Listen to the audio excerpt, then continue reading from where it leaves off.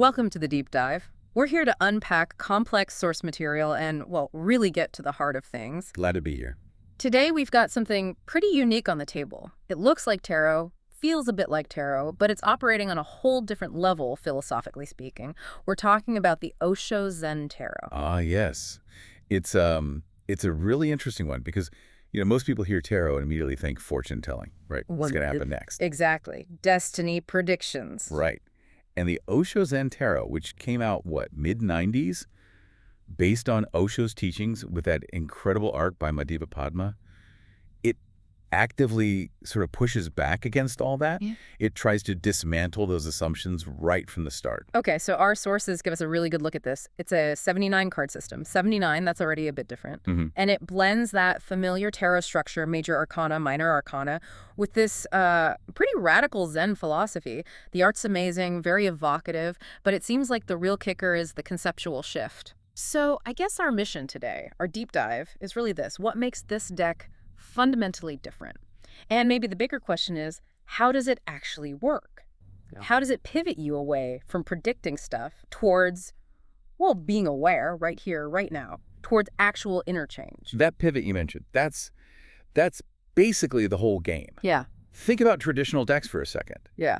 They mostly answer, okay, what's coming? What should I expect? What forces are acting on me? Right. External focus. Totally. This system just throws that whole script out the window. It says, look, the only moment that truly exists is now. Okay. So the question becomes, what's going on inside you right now that's creating or reflecting the reality you're experiencing?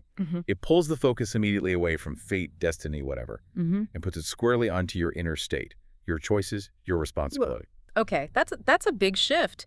It's not just a slight tweak. If the goal isn't prediction, then drawing a card must mean something completely different. It does. The whole function changes. It's like a total realignment of purpose. Okay, let's maybe start with the bedrock. Let's unpack that core philosophy first. Yeah, the foundation is everything here.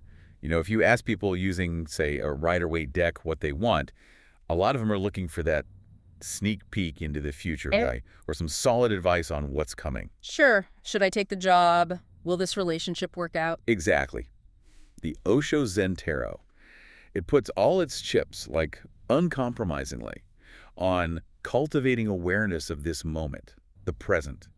It's not about predicting the future at all. So it's less divination, more applied mindfulness, like a tool for that. That's a perfect way to put it. It's completely re-engineered the purpose.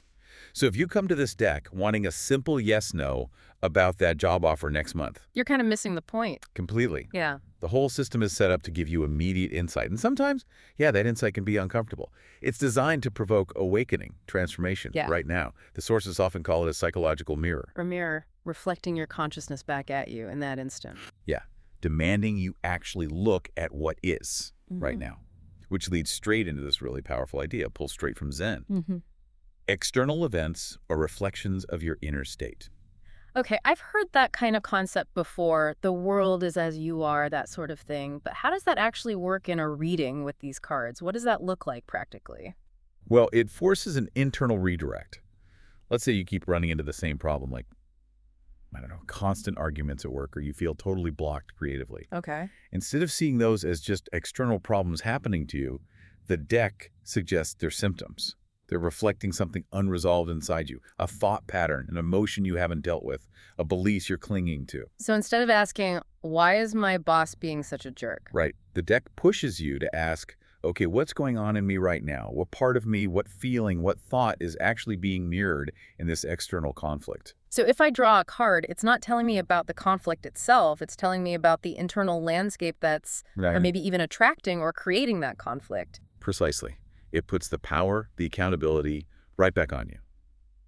Because your inner state is the main thing you can actually work with, the variable you can control. That's radical. Right. And it makes sense with the Zen focus on change, right? Life isn't static. Exactly. And because life is constant change, flux, the card imagery itself is designed to capture that. It shows transitional states, growth, shifts, moments where you're on the edge of something new. Thresholds. Thresholds, yeah. So the guidance you get isn't predicting some fixed outcome down the road. It's reflecting the inner work you need to do right now to navigate this phase of growth, this transition you're in. So if I pull a card about, say, change, it's not necessarily saying, I'm going to move house in 6 months. Probably not, no. It's saying, hey, right now, internally, you're standing on a threshold. Pay attention. Engage consciously with this shift. The work is immediate. It's inside. And the way it guides you is also, well, different for anyone who finds traditional esoteric stuff a bit dense or intimidating. Which is a lot of people nowadays looking for something more direct. Right. The sources highlight that the guidebook that comes with the deck uses language that's deliberately accessible. It's grounded in Zen practice, but it's straightforward. So less complex symbolism, more direct pointers. Yeah. Osho's commentary, the interpretations, they focus you on being open, receptive, just looking at what is.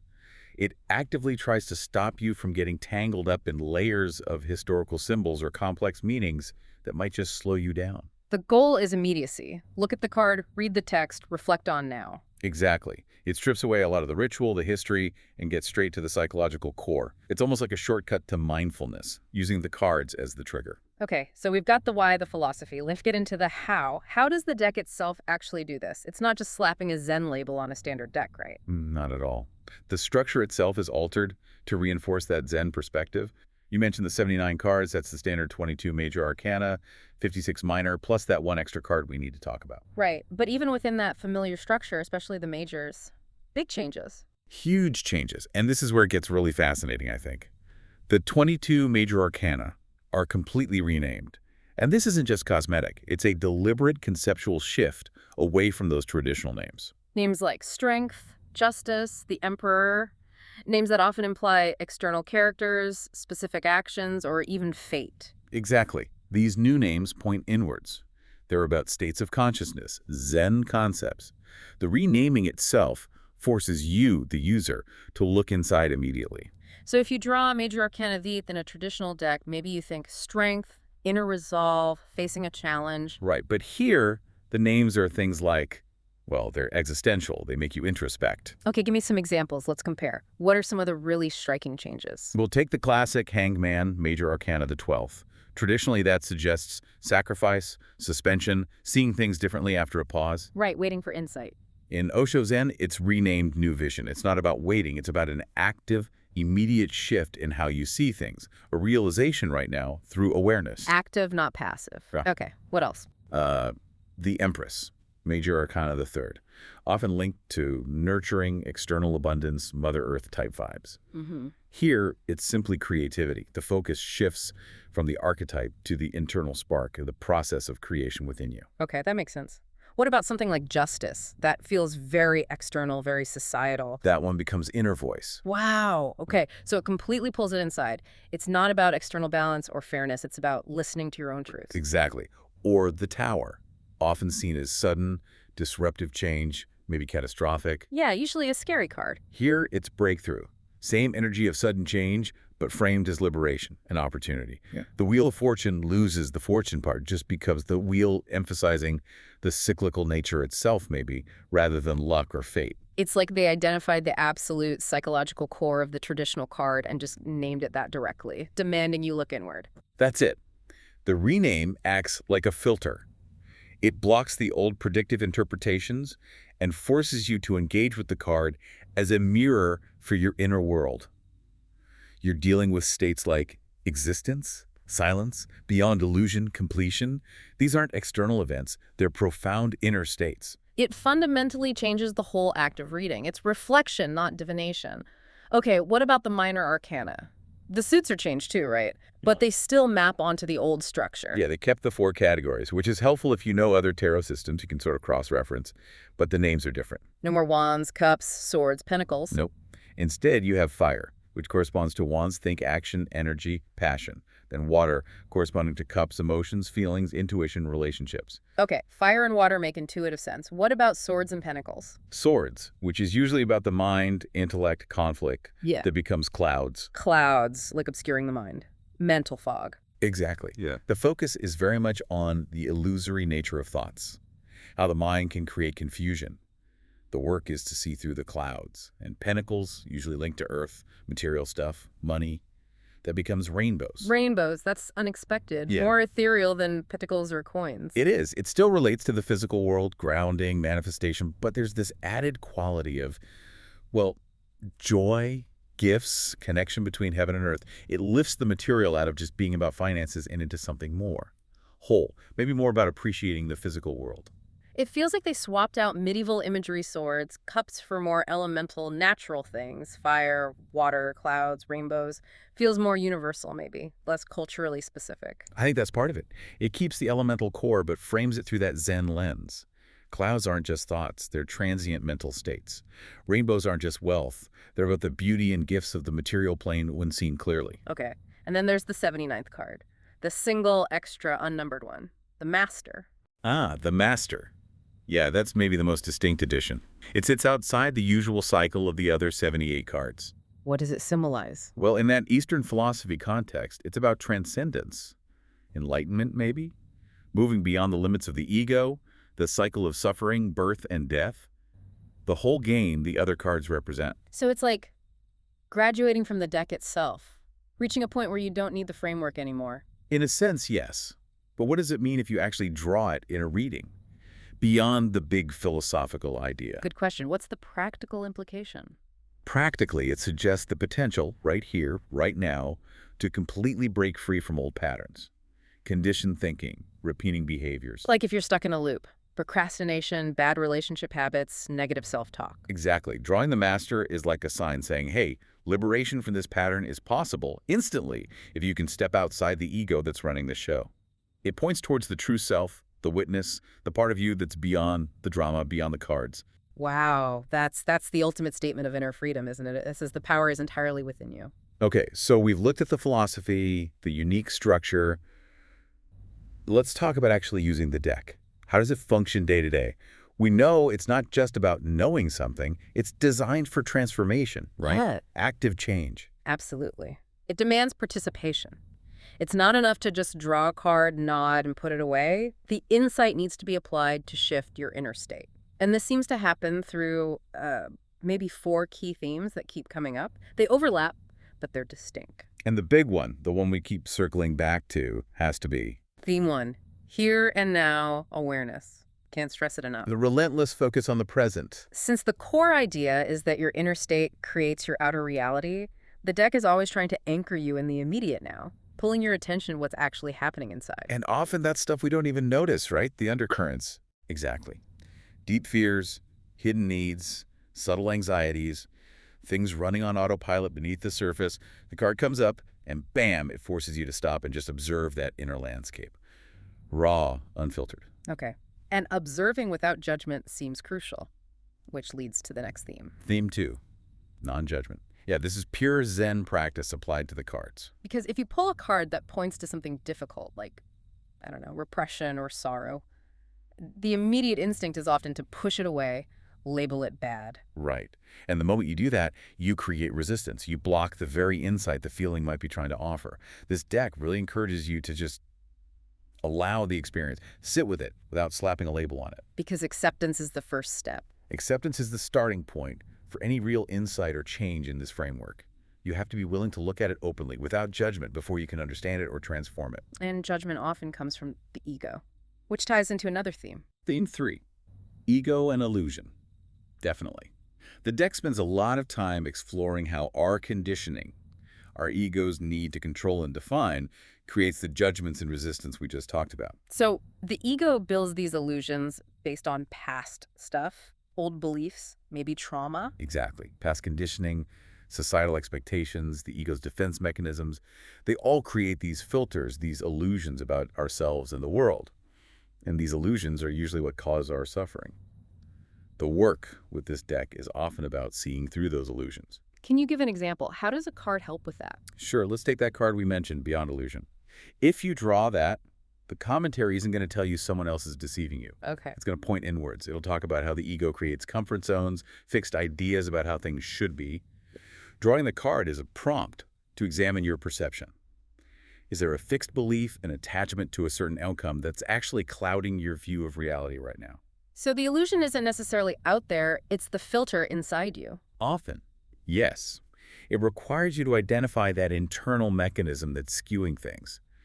And when you start seeing through illusions, letting go of judgment, that leads towards the 4th theme. Which is? Theme 4, spiritual maturation. This isn't just about fixing immediate problems. It's framed as a longer journey towards, well, wholeness, self-realization. And that's where the major arcana really come in again, mapping that journey, along with the MasterCard as the destination or potential. Precisely. The majors, in their sequence and themes, show a path toward higher consciousness, integrating all parts of yourself, developing inner freedom. It's like a curriculum for growing up, spiritually speaking. So it's useful for both immediate insights and that longer-term growth. Right. And the guidebook is absolutely essential for accessing that deeper level. You can't just rely on keywords. It's more than just definitions. Much more. It's packed with Osho's commentary, stories, reflections, all designed to immerse you in the philosophy behind the card, to make you really engage with the image meditatively, not just intellectually. So even if you use spreads, like a traditional tarot reading, the purpose is different. Totally different. The spreads aren't really about predicting outcomes in a sequence. They're more like taking a snapshot of your inner landscape right now. A psychological configuration. Yeah. So a spread might not tell you, yes, quit your job, but it might show you, okay, here's where your fear is sitting, clouds. Here's where your passion is, fire. Here's your attachment to security, rainbows, all related to that job decision. Giving you the awareness to make the decision consciously rather than just reacting. Exactly, moving forward from a place of clarity about your own inner workings. Okay, we've covered a lot, the philosophy, the unique structure, the way it's meant to be used. Let's try and synthesize this. Why would someone choose this deck?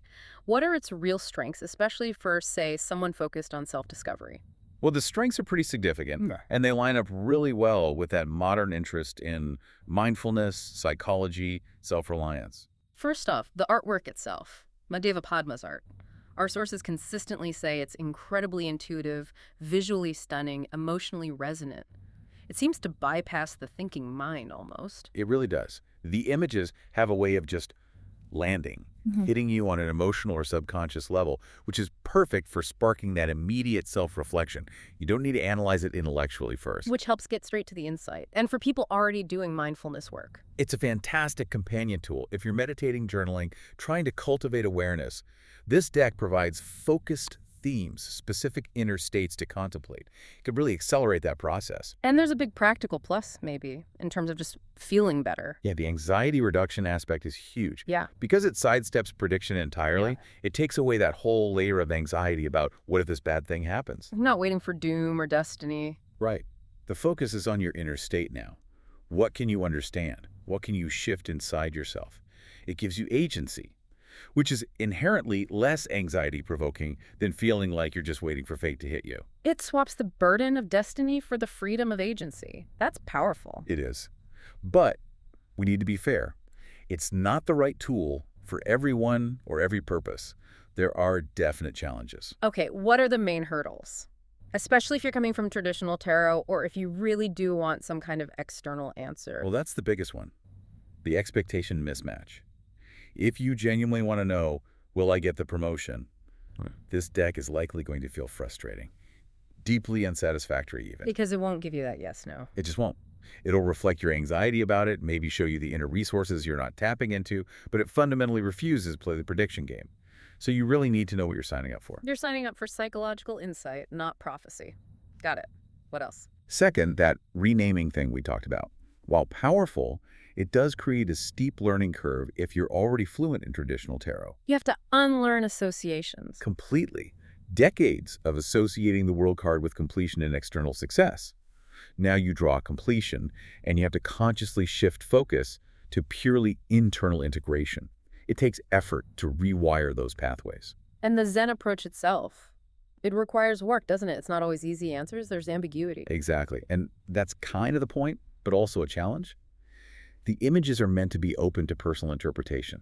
They invite ambiguity because the meaning isn't fixed out there.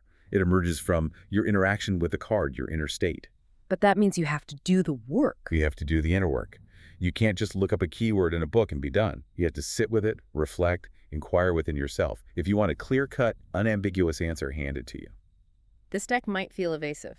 It could, yeah. Because it's essentially saying, the answer isn't in the card. The card is just reflecting the question back to you. Look inside. It demands your active participation. It's like the deck says, I'll hold the mirror, but you're the one who have to really look. That's a great way to put it. #, #, outro. So, wrapping this up, What have we learned from this deep dive? It seems clear the Osho Zen Tarot isn't your standard prediction tool. Not even close. No, it's something else entirely. It's a really potent, uniquely structured system for self-awareness, for meditation, for transformation. Its real power seems to be in helping you see what's happening right now, especially the stuff you normally miss, those hidden feelings, unconscious patterns. Right, and then guiding you to actually, rather than trying to predict or control what's happening outside. It's like an instruction manual for living more consciously moment by moment. Yeah, an instruction manual for the inner world. And thinking about that unique MasterCard again, the one symbolizing transcendence, breaking free from old patterns. It brings up a really interesting question for you listening right now. If our outer world really does mirror our inner state, reflecting back the deepest parts of ourselves, what's one hidden pattern maybe, or one unacknowledged part of yourself that might be subtly running the show in your life right now? Yeah. Maybe causing those repeated frustrations or that feeling of being stuck. Something you haven't quite seen reflected back clearly yet. That's the core question, isn't it? That's the challenge this deck puts right in front of you. Becoming aware of those hidden drivers. Definitely something to think about. Well, that's all for this deep dive. Thanks for joining us as we explored consciousness, cards, and the present moment. Always a pleasure. We'll be back soon with another exploration. See you then.